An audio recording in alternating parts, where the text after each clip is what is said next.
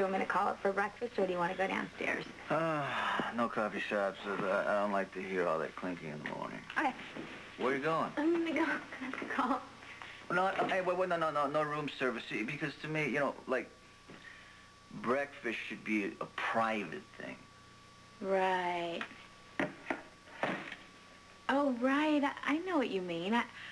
I often get the desire to just pad into the kitchen and squeeze a dozen oranges and scramble a dozen eggs and make a big old mess. Did you say scrambled eggs? Yeah.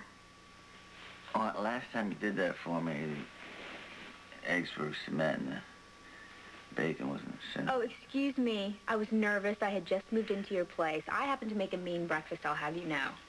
You know, there was a whole summer when I was home from boarding school. And, of course, my sister was gone at graduate school, and my father was just gone, as usual. And my friends and I used to come home in the middle of the night, and we used to make entire breakfast feasts. If you say so. I do say so. And, you know, I could have proven that to you if you would have let me within 12 feet of your precious little kitchen. What do you... All you gotta do is ask. Oh, really? So yeah. It would have been no big deal to you, right? If I would have burnt one of your beautiful copper pans, or if I would have forgotten to oil one of your frying pans. Okay, you know what? I tell you what I'll do. Tonight after the nurse's ball, we will come back to my place, and you will have a run of the kitchen. Oh. And then you will make me one of those special breakfasts that you make. And I, according to the new rules of communication, will tell you the truth about what I think of it. And if it works out, I will buy you your own new set of pots and pans. Are you sure you're ready to do that? Hey, you know, I can choke down a lousy breakfast any day. No, Sonny. I meant, are you sure you're ready to share that space with me? The space you shared with Lily?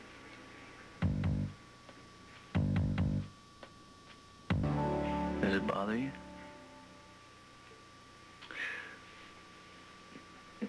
There's nothing that I want more than to stay the night with you in your home, whether or not you feel comfortable with me in the kitchen. I just don't want us to run into any ghosts. I appreciate that. I also let you got that I needed more time before I took you back there. We have all the time we need. We don't need to rush anything. We had time. This is it. Lily and I, we shared a life in a home. She did that for me. She decorated it to my taste. She did it the way I wanted it to be done, but she wouldn't have wanted me to make it into some kind of empty monument for her. She wanted me to have a life. We're together now. I waited a long time for this. It's finally here. It's our time. I'll go anywhere you want me to.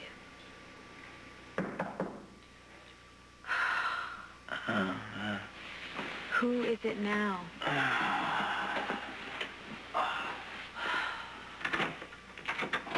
Company, boss.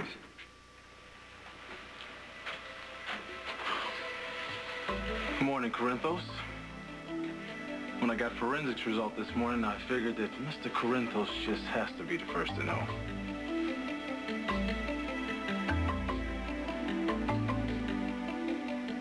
You want to discuss this out here?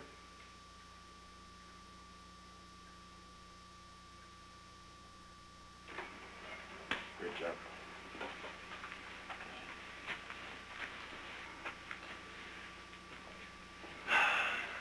Why don't we let Garcia here do the honors? I mean, I can't have all the fun. Well, Sonny, that hair sample we took from you matches the hair found at the murder site. The hell it did. I never stepped foot in that hospital morgue. Not even to pick up those goods you so cleverly stored before you put that partner of yours away. What the hell you trying to pull? Well, I think it's pretty obvious what they're trying to pull, isn't it? You're trying to set him up. Again.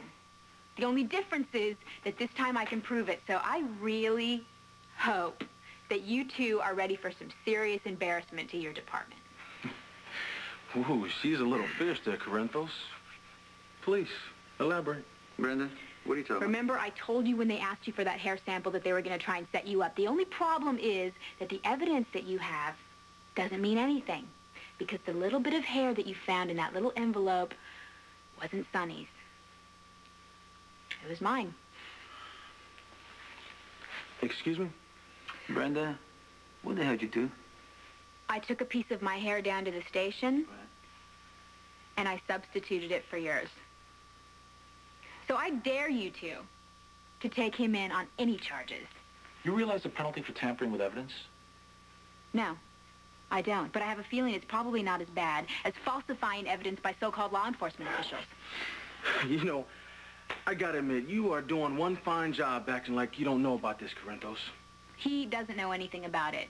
I did it all on my own. I'm sure he's probably furious with me about it, but you know what? I finally saw an opportunity to prove what you've been trying to do to him for this whole time, so I took it. Well, I must admit that this is a very touching act.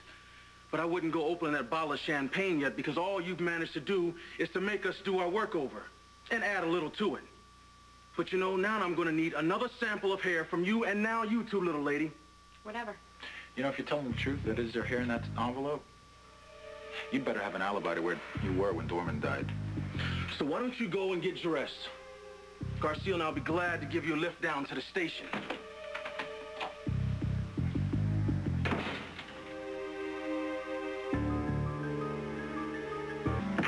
Well, they think they're calling the shots, but they're not. Neither are you. Sonny, what did you expect me to do? Just stand by and watch them set you up again? Hurry up, get dressed. They're waiting for us out there. See, I proved that Taggart You know had... what? We'll discuss it later. The cops are waiting downtown.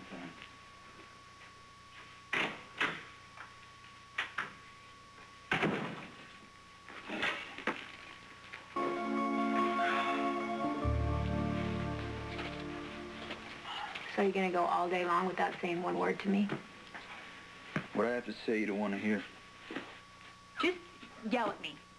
Go ahead. Do something. I mean, I don't even understand. Can you possibly ever forgive me for doing something to protect you? Oh, I can forgive you eventually, although it was a stupid thing to do. What I can't figure out is why Jason went along. No. Don't even try and bring Jason into this. It's not his fault. I asked him to make a diversion. I was upset. I asked him to trust me. You are a suspect now, Brenda. What's it going to take to get through to you? This isn't cops and robbers. Are you going to have to hear the cell door closing before Sonny, you... Stop being so ridiculous. I have never even been near Dorman. So see, if I've never been near Dorman, that means there's no way they could possibly find my hair on him. It's a setup, again. See, and I called him on it. Yeah, and did you notice that they were very upset? Now they got something to prove. They're going to just say, hey, you know what? Let's get Corinthos through his lady friend. You know,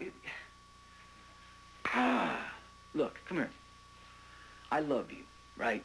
I don't want them hounding you for an alibi and evidence. Speaking of which, do you have one for when Dorman was killed? Can somebody testify where you were? Okay, well, there must have been doctors, nurses, a lot of people who saw me on the 8th floor that day in the hospital. Honey, come on, I'm not worried about this. Let the cops make threats and do whatever they want. They can't prove anything, because there's nothing to prove. Come on. There never will be.